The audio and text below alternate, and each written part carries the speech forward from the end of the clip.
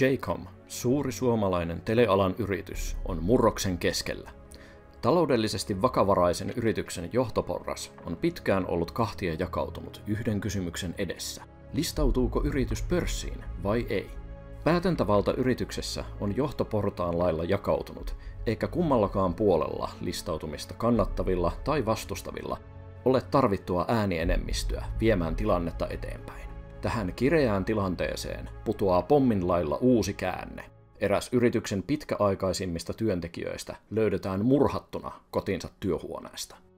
Poliisi tarttuu ripeästi toimeen rikoksen selvittämiseksi, mutta löytää itsensä nopeasti umpikujasta. Johtolangat katkeavat ja niin epäillyt kuin mahdolliset motiivitkin loistavat poissaoloaan. Tästä syystä teidät kutsutaan apuun. Tutkimuksenne edetessä ja palapelin palasten loksahdellessa paikalleen teistä alkaa tuntua siltä, että Jaycomin historia toistaa itseään. Kaukaa menneisyydestä löytyy toinenkin ruumis.